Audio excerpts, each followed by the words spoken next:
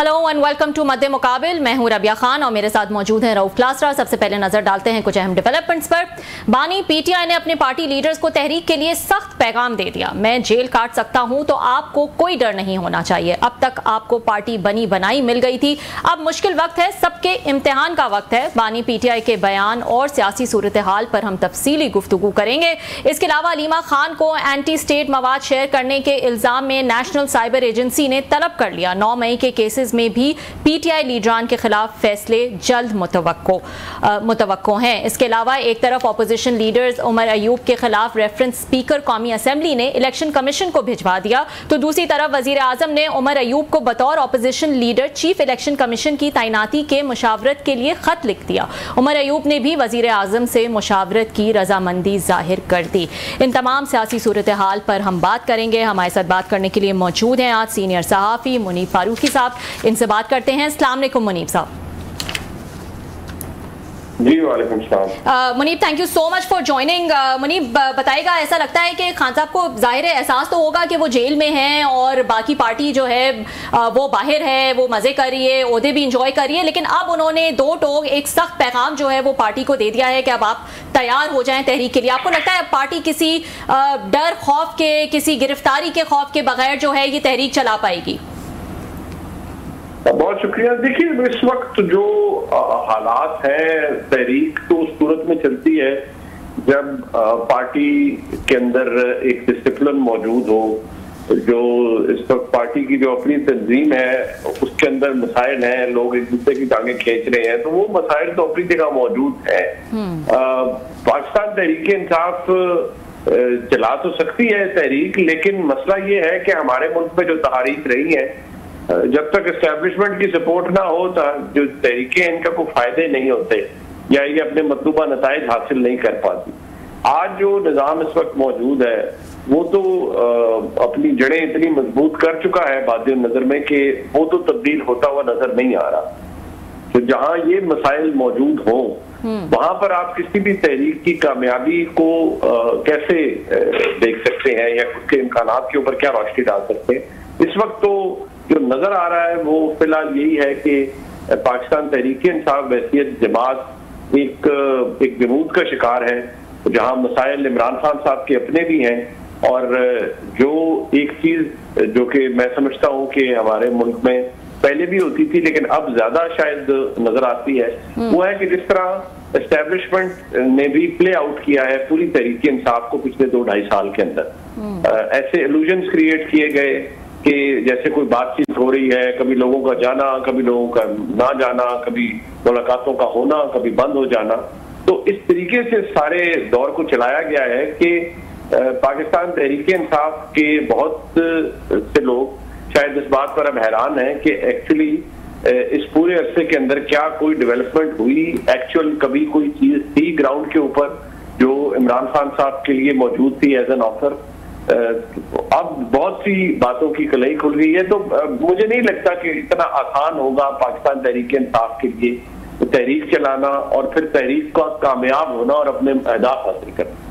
ये बताइएगा, ठीक है, आपने ये बात तो सही की कि पार्टी जो है it is at war with itself अभी तो राइट नाउ अगर हम देखें, लेकिन तहरीक के लिए या इस किस्म की मूवमेंट्स के लिए हमने देखा हमेशा खान साहब ने अली अमीन गंडापुर पे काफ़ी जो है वो डिपेंड किया है। अब इस वक्त उनको बहुत वाज़ेह है साइडलाइन कर देना या गौहर साहब को साइडलाइन कर देना और उमर अयूब और सलमान अकरम राजा को सामने। जी मुनीब साहब, कैन यू हियर मी? जी आई कैन हियर यू। जी, तो इस टाइम पे जो है वो सलमान अकरम राजा या उमर अयूब को ये जिम्मेदारियां दे देना, इसको कैसा देख रहे हैं आप? देखिए, ये बहुत बड़ा सिग्नल है तहरीक इंसाफ की जानिब से, यानी इमरान खान साहब इस बात पर अब कायल हैं कि वो बैरिस्टर गौहर खान साहब को नहीं, अली अमीन गंडापुर साहब को नहीं, बल्कि ऐसी शख्सियात को सामने लाए हैं यानी जिनसे बातचीत सिर्फ एक खास पैराए में हो सकती है। एस्टैब्लिशमेंट भी उन्हें पसंद नहीं करती, हुकूमत भी उन्हें पसंद नहीं करती और कोई बातचीत नहीं पाती या हो नहीं सकेगी, कम से कम उनके जो हालिया बयानात हैं उनको ज़हन में रखते हुए। लेकिन जहां ये बात है वहीं दोनों शख्सियात अगर कोई ऐसी चीज, ऐसी सिग्नलिंग होती है जो इमरान खान साहब के लिए फायदा मंद है तो उसको तो वो जरूर वैल्यू करेंगे। लेकिन बात ये है ये जो दिखावा है कि जी हम लड़ाई लड़ रहे हैं और ये हक और कानून और सच की लड़ाई है या उसूलों की लड़ाई है, ये तो एक बहुत बड़ा चलावा है, एक फसाद है जो क्रिएट किया जाता है सियासी जमातों की जानिब से। असल में ये इक़्तिदार की, पावर पॉलिटिक्स की लड़ाई है।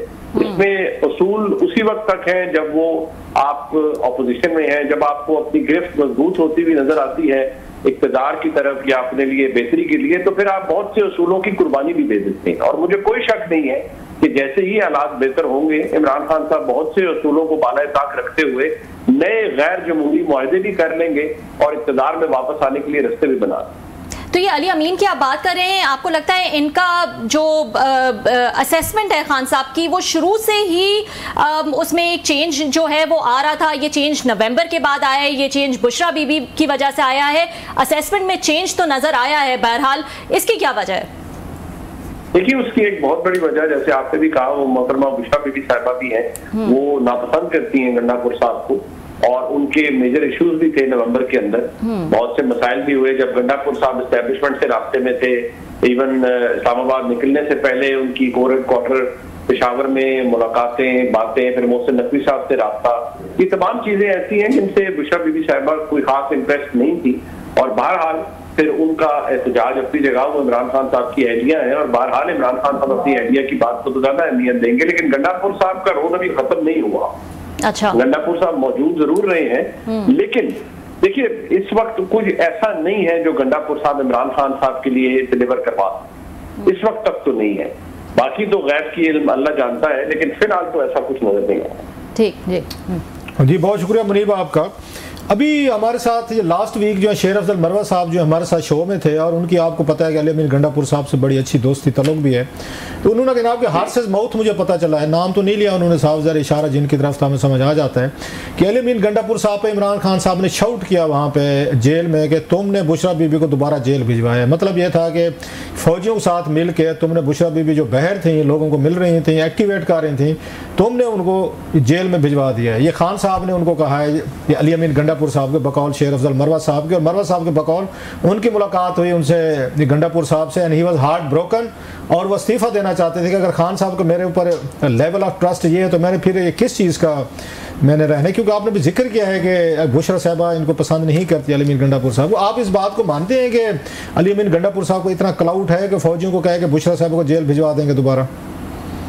देखिए, एक बात तो ज़हन में रखिए सर कि अली अमीन गंडापुर साहब जेल में तो उन्हें नहीं भिजवा सकते, लेकिन अली अमीन गंडापुर साहब बुशरा बीबी साहिबा को जेल से निकलवाने वालों में से जरूर थे। अच्छा, वो जो बीच में एक स्पेस क्रिएट हुई थी, वो गंडापुर साहब ने एस्टेब्लिशमेंट के साथ मिलकर एक स्पेस क्रिएट करवाई जिसमें बुशरा बीबी साहिबा बाहर आई।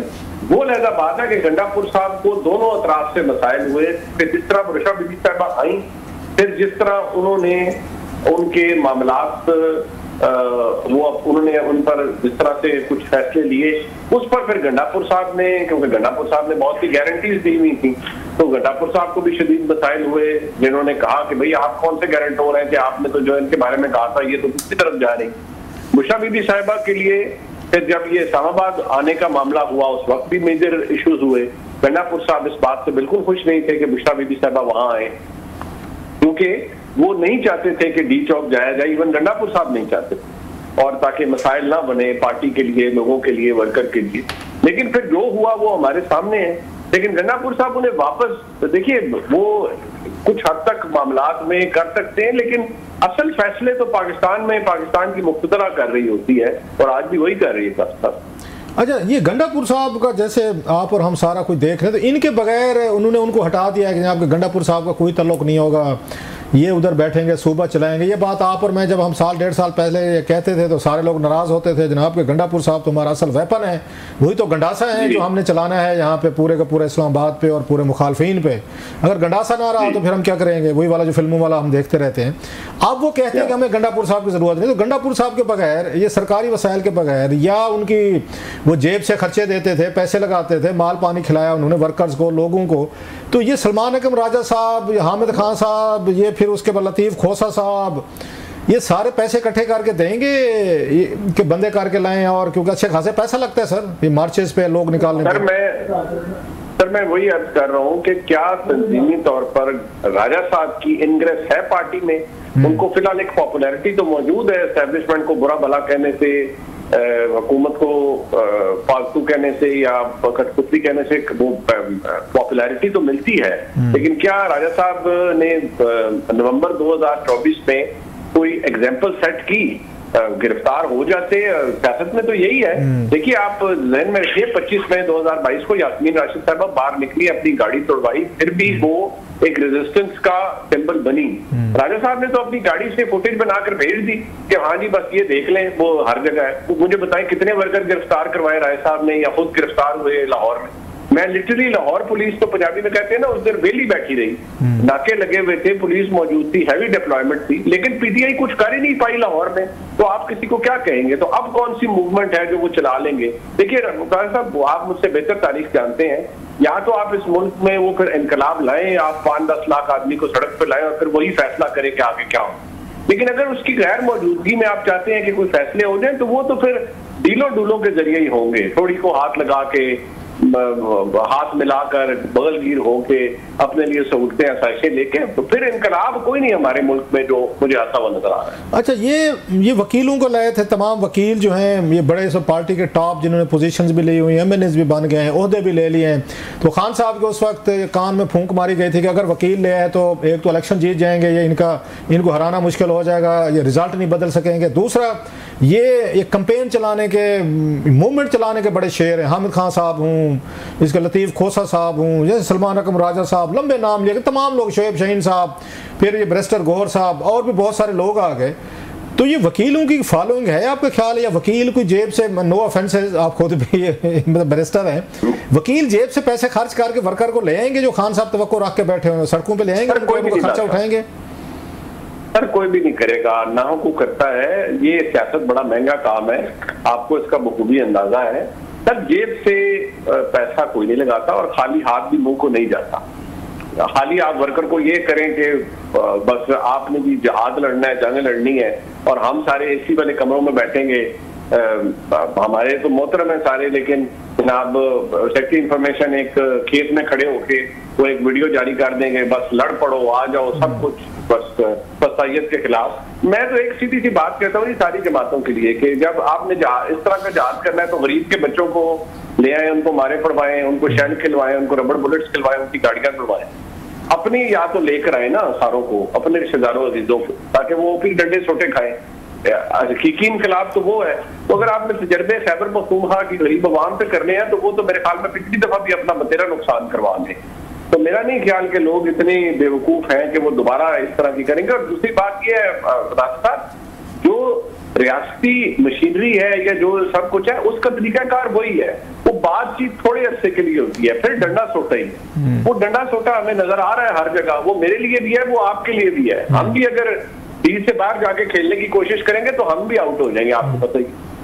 अच्छा, ये हर दफ़ा जैसे आप अभी का KPK में जो ANP है, पीपल्स पार्टी, वो तनकीद करते हैं, उन्होंने कहा आपको सिर्फ पख्तूनों के बच्चे मिले हैं हर दफ़ा, 4-5 दफ़ा तो उनको ले हैं, 2-2.5 हज़ार गिरफ्तार हो जाते हैं, 2-2.5 हज़ार बेचारा जख्मी हो जाता है, बाकियों की गाड़ियां जो हैं अभी तक वो 400-500 गाड़ियां जो लास्ट टाइम आई थी। तो आपको कैसे लगता है कि सर कि पंजाब से कोई लोग नहीं आते, मतलब how do you see that? अब दोबारा ये KPK पे सारा बोझ होगा, पंजाब से कोई बंदा नहीं आएगा, कोई पार्टी के लोग वहां से नहीं निकाल कर लाएंगे। देखिए मैं इस बात को तो नहीं मानता कि लोग नहीं, लेकिन उनको मोटिवेशन कहाँ है? सर लोग 9 मई को निकले, रियासत ने उसके बाद बहुत सबक सिखाया, लोग वोट डालने के लिए निकल आएंगे और अभी भी निकलते हैं इमरान खान। सर इस तरह की मूवमेंट्स के लिए कोई नहीं निकलता। 8 फरवरी को लोग इमरान खान के लिए निकले, वोट डला, लेकिन वैसे अब ये डांग सोटा करने के लिए माजरत के साथ कोई नहीं निकलेगा। लोगों को अपने घर बचाने हैं, कारोबार देखने हैं, फैमिली देखनी है। ये कोई इस वक्त फिलहाल जहाद नहीं होने जा रहा या कोई इतना बड़ा कोई रेवोल्यूशन नहीं आ रही। अगर आ जाए तो फिर मैं और आप नई तारीख बनते हुए देखेंगे, लेकिन मुझे तो उसका फिलहाल हाल नजर नहीं आ रहा। तो ये बातें बड़ी कॉमन सी बातें हैं। खान साहब को वर्कर भी फटीग हो गया है, उनके जो वकील थे वो भी दौड़ गए हैं, को नजर नहीं आते, बड़े बड़े नाम थे। अलीमा खान साहब को कहना पड़ा, खान साहब को कहना पड़ा एक दिन के जनाब के वो नजर आए कहाँ पे हैं, बड़ी मुश्किल से 2-3 चेहरे में नजर है। अब तो जो वकील पहले इनके पॉलिटिशियन साथ थे वो साइड पे हो गए या उनको साइड पे कर दिया गया, उसके बाद वकील थे। अब तो हमें मतलब वो फर्स्ट उसको टीयर को तो छेड़े, सेकंड थर्ड टीयर भी नजर नहीं आती वकीलों की। सर वो तो 4th टियर जो है आप नई क्लास आ गई है जो खान साहब के केसेस लाड़ी है और उनका ये बयान आगे बढ़ा रहे हो, सारे ऊपर वाले तो मतलब वो हो गए हैं, वो साइड पे हो गए, कोई नहीं आ रहा सामने। सर वो इसलिए कि हर एक को पता तो है ना, वो सच बोले हैं नहीं कि आप रियासती मशीनरी से, रियासती ताकत से कितना करता लड़ सकते हैं। कोई भी आप सियासी जमात हो हमारे मुल्क में इस वक्त, और ये भी ज़हन में रखें ना कि रीड करें सिचुएशन को, 10 मई के बाद पाकिस्तान में बहुत कुछ तब्दील हो गया है। अब आप ये वो एस्टेब्लिशमेंट नहीं है जो हिट्स ले रही थी, अब तो ये एस्टेब्लिशमेंट पॉपुलर है, आर्मी चीफ का स्टेचर और बुलंद हो गया है, वो फील्ड मार्शल है इस वक्त और विक्टोरियस जनरल है, तो उनको तो अगर आप इस वक्त बुरा भला कहेंगे तो it does not go down well. बाकी आप जितना मर्जी कर लें, जो मर्जी बयानिए बना लें, क्या हासिल हुआ पिछले 2 से 2.5 साल के अंदर? अगर आपने एंड में फौज से जफ्फी डालनी है और उनकी मदद से इक़्तिदार हासिल करना है तो उसका क्या फायदा? आप कहते रहे, एक दफा गाली निकालें, फिर कहें नहीं मैं बात भी एस्टेब्लिशमेंट से करना है, नुमाइंदा मुकर्रर करें, मैं बात भी एस्टेब्लिशमेंट से करना है, तो फिर काहे की जमहूरियत, काहे का इनकलाब? या तो खान साहब मैं मानूं अगर वो इनकलाब कर रहे हैं, वो एक स्टेटमेंट इशू कर देते जब गिरफ्तार हुए थे कि कोई एस्टेब्लिशमेंट का हरकारा, कोई बंदा मेरे पास आया, मैंने किसी से बात नहीं करनी, मैं अदालतों से इंसाफ लूंगा जब भी मुझे मिले, तब हम कहते जी बिल्कुल वो अपने असूलों पर डटे हुए हैं। हमारे बहुत से जो नामवर साफी हैं कई, मैं हैरत होती है जब कहते हैं कि जी वो खान साहब को जी ऑफर की गई है लेकिन खान साहब जो है वो नवाज शरीफ की तरह डील नहीं करते। इस कॉमन सेंस की बात है कलासरा साहब, क्या इमरान खान साहब को से कोई एक्सपेक्ट कर सकता है कि उन्हें कहे जी अच्छा बाहर आ जाए और आप चुप करके बैठ जाएं? क्या इमरान खान साहब जितना आप उन्हें जानते हैं वो चुप कभी करेंगे? नंबर 2 ये, क्या इमरान खान साहब को कभी कोई ये कहेगा कि आप मुल्क से बाहर चले जाएं और वहां जाके बैठ जाएं? इमरान खान साहब अगर चले जाए भी तो वो कभी चुप नहीं बैठेंगे, कभी चुप नहीं होंगे। तो ये जितनी भी ऑफरों की बातें की जाती हैं बसद एहतराम, ये मैं तो यही समझता हूं कि ये या मजाक में हमारे कई सीनियर्स कर देते हैं या फिर वो सीरियस लैक ऑफ इंफॉर्मेशन है जो ये जिसकी वजह से ये खबरें आती हैं, इसलिए क्योंकि इनका हकीकत से दूर दूर तक कोई ताल्लुक नहीं। इमरान खान साहब के लिए तो मसाइल, मैं आपको अर्ज कर रहा हूं कि अभी तो 9 मई हुआ नहीं था तो मैंने उस 2023 मार्च में कहा था कि ये जो खान साहब कर बैठे हैं इस पे इनको कोई माफ नहीं करेगा, और वो आज वही साबित हो रहा है क्योंकि I could see certain things, I could tap certain things के ये जो इस वक्त का रैथ है एस्टेब्लिशमेंट का, ये नहीं पीछे हटेगा। अच्छा, हमने पिछले दिनों में सुना है कि वहाँ से अमेरिका से कुछ तनवीर साहब आए थे, उनकी कोई 9 मुलाकातें हुई इमरान खान साहब से, जो बिलियनरी हैं जिन्होंने नस्ट को $9 मिलियन उन्होंने डोनेशन भी दिया था, उनके खान साहब से मुलाकातें हुई, एस्टेब्लिशमेंट से हुई, वो फिर वो कोई बात कोई आगे नहीं बढ़ी।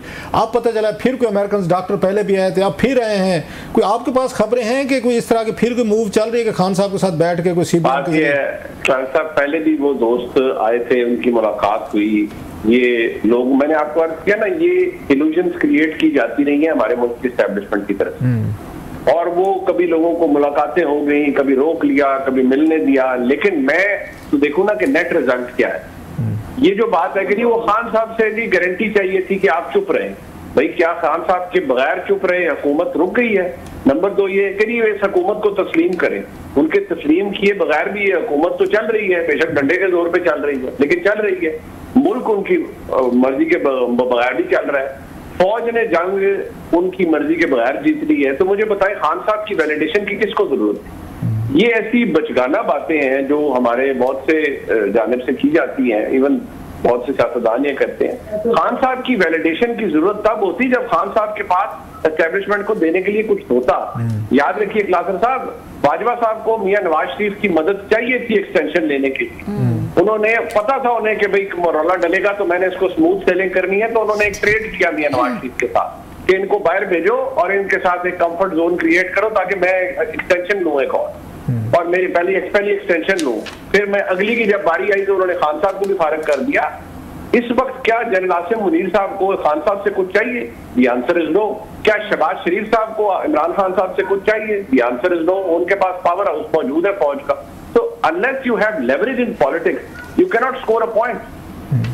अच्छा, आपकी मुलाकातें हुई हैं सर, शहबाज शरीफ साहब जो हैं वज़ीर आज़म, वो मुलाकातें कर रहे हैं आजकल सहाफ़ियों से, तो कोई बताएंगे सर कि मुलाकातों का क्या एजेंडास थे, क्या ब्रीफ किया गया सर, क्या सवाल जवाब हुए? सर मेनली तो वही जो फौज के जो कॉन्फ्लिक्ट था हमारा भारत के साथ, और उस हवाले से उन्होंने क्लैरिटी दी कि एग्जैक्टली क्या क्या हुआ, वो बहुत चीजें पब्लिकली भी बता चुके हैं। फिर जो उनका भी एक डिप्लोमेटिक शटल डिप्लोमेसी थी उसके हवाले से उन्होंने बताया कि खास तौर पर जो उन्होंने ईरान का विजिट किया उस पे भारत को बहुत तकलीफ हुई, और जिस तरह से फिर ईरान की तरफ से ये कहा गया है कि जिस तरह से वहां से वो उनकी इंटरेक्शन हुए हैं तो भारत को बहुत तकलीफ हुई है। इसी तरह उन्होंने कहा कि वो अब मजीद चाइना और सऊदी अरेबिया भी जाएंगे, और मुझे पता चला है कि शायद वो कल सऊदी अरेबिया जा भी रहे हैं। इसके बाद प्राइम मिनिस्टर और फील्ड मार्शल दोनों जाएंगे चाइना। तो ये एक सीमेंट की जा रही है डिप्लोमेटिक पाकिस्तान की पोजीशन है उसको, और शुक्रिया भी उन्होंने अदा करना था पाकिस्तान के वो दोस्त ममालिक जिन्होंने पाकिस्तान का साथ दिया इस कॉन्फ्लिक्ट में। तो बाय एंड लार्ज कोई सीक्रेट नहीं था जो रिवील हुआ, उन्होंने सिर्फ एक्सपैंड करके क्रोनोलॉजिकली बताया कि क्या क्या कब कब हुआ। ठीक जी। मुनीब, ये भी बताएगा कि इस टाइमिंग को आप कैसे देख रहे हैं कि ऑपोजिशन लीडर उमर अयूब को जो है वो एक तो उनके खिलाफ रेफरेंस जो है वो इलेक्शन कमीशन को भिजवाया गया, लेकिन एट द सेम टाइम हुकूमत जो है वो उनसे मुशावरत के लिए खत भी लिखती है सिकंदर सुल्तान राजा को रिप्लेस करने के लिए। ये टाइमिंग को आप कैसे देख रहे हैं? देखिए, इसकी जरूरत तो वैसे भी है, कॉन्स्टिट्यूशनल रिक्वायरमेंट नया चीफ इलेक्शन कमिश्नर ने बनना है, लेकिन क्या कंसेंसस हो पाता है ये नहीं, ये एक रेयर मोमेंट होगा। नॉमिनीज दोनों तरफ से आएंगे। ऑब्वियसली पीटीआई की बड़ी हार्श एक हिस्ट्री है विद राजा साहब। दे वुड वांट कि उनकी मर्जी का बंदा हो, गवर्नमेंट वुड वांट कि उनकी मर्जी का बंदा हो। तो इवेंचुअली तो आपको पता है इसका पूरा कॉन्स्टिट्यूशनल प्रोसेस है। At the end of the day क्या होता है वो तो हम नहीं कह सकते, लेकिन एक डेवलपमेंट है। और जो रेफरेंस है उमर अयूब साहब के खिलाफ, वो देखिए वो तो फिर मैं समझता हूँ एक तरह का एक ऐसा टूल है जो इस्तेमाल किया जाता है इस तरह के केसेस को चला के, जब किसी को खराब करना हो सियासी तौर पर, या उसको कट टू साइज करना हो, उसको उसके ओहदे से हटाना हो। कभी वो इलेक्शन ट्रिब्यूनल की सूरत में आएगा, कभी मिस डिक्लेरेशन ऑफ एसेट की सूरत में आएगा, और नाम उसे दिया जाएगा कि ये कानूनी प्रोसेस है, लेकिन मकसद तो उसका कुछ और होता है। जी, अब जाते जाते मुनीब आपके पास क्योंकि खबरें होती हैं, ये बताते जाएगा। पीटीआई को उम्मीद तो थी एक ग्रैंड ऑपोजिशन अलायंस जो है वो बनाया जाए। ये एक बड़ा फेलियर नजर आता है पीटीआई का कि इतने अरसे में जो है वो ये नहीं बना सके। और इस तहरीक में क्या कोई ऐसे चांसेस नजर आ रहे हैं कि मौलाना भी हामी भर लें और फिर इस तहरीक में कुछ वजन आ जाए? कुछ ऐसे आसार नजर आ रहे हैं? देखिए, फिलहाल तो ऐसा मुझे कुछ नजर नहीं आ रहा कि मौलाना साहब साथ हो तहरीक इंसाफ के, क्योंकि बड़े मेजर इश्यूज हैं खैबर पख्तूनख्वा के हवाले से। वो तो तहरीक शुरू करना चाह रहे हैं इस खैबर पख्तूनख्वा हुकूमत के खिलाफ, और यही एक प्रॉब्लम है तहरीक इंसाफ का कि वो शायद एक सेंस ऑफ सुपीरियरिटी से नीचे उतरते, और उनको एक है जिसकी वजह से वो अपोजिशन इत्तेहाद बना नहीं पाते। सिवाय अशरफ जैद साहब की या शायद जीडीए के कुछ दोस्तों के कोई ऐसा बड़ा सपोर्ट तो वो काबिल नहीं कर सकते या इकट्ठी नहीं कर सकते। तो मैं समझता हूँ सियासी तौर पर भी तहरीक इंसाफ ने इस वक्त कोई मेजर पॉइंट स्कोरिंग नहीं की। उनका बैड पैच चल रहा है, लेट्स सी वो कब खत्म होता है। ठीक ठीक जी। Munib, thank you so much for joining us. Munib Farooq senior सहाफ़ी हमारे साथ मौजूद थे। नाजरीन, एक ब्रेक ले लेते हैं, ब्रेक के बाद दोबारा हाजिर होंगे। वेलकम बैक नाजरीन। बात कर रहे हैं हम मुल्क की सियासी सूरत हाल पर। क्लासर साहब, पहले भी हम कई दफ़ा ये बात कर चुके हैं कि इमरान खान खुद तो जेल में हैं, और उनके जो चाहने वाले हैं, जो सपोर्टर्स हैं, वो ऐसे बात करते हैं कि वो तो खुद जो है वो जेल में ही रहना चाहते हैं। लेकिन अब जो है वो नज़र आ रहा है कि उनको एहसास हो गया है कि जो बाहर बैठे हैं वो मज़े कर रहे हैं, वो ओहदे एंजॉय कर रहे हैं, और मैं यहाँ पे जो है वो जेल हूँ। तो अब उन्होंने खुल के दो टोक अल्फाज में कह दिया कि आपको तो पार्टी बनी बनाई मिल गई, अब ज़रा मेहनत करें, निकलें बाहर। तो आपको लगता है कि कुछ असर होगा, कोई किरदार अदा कर सकेगी पार्टी बगैर डर खौफ के? बड़ा अच्छा सवाल है आपका। It's very amusing as well. मेरे जहन में दो चार चीज़ें आ गई जिससे मैं हंस पे पड़ा हूँ। ये जब खान साहब थे ना यहाँ पे, वज़ीर आज़म थे, तो इनके बारे में मतलब सारा दिन तो तकरीर मुकाबले होते थे। आपको पता है कि सुबह शाम जो है पहले कैबिनेट का इजलास हुआ, फिर उसके बाद तर्जमानों का होता था, फिर कोर कमेटी का होता था, फिर सोशल मीडिया टीम का होता था। सारे सुबह से शाम तक हम देखते थे ये चीज़ें हो रही होती थी। तो उस वक्त एक लतीफ़ा मशहूर ये हुआ था जब उनके अपने करीबी लोग जो है बिजनेसमैन जो थे, अलीम खान साहब थे, जहांगीर तरीन साहब थे, और भी कुछ लोग थे जो पाकिस्तान को ओवरऑल बिजनेस के इशू से, तो वो कहते थे खान साहब ने कभी ज़िंदगी में कारोबार किया भी नहीं है और किसी का रहने दिया भी नहीं है, ना खुद कारोबार किया ना किसी का रहने दिया है।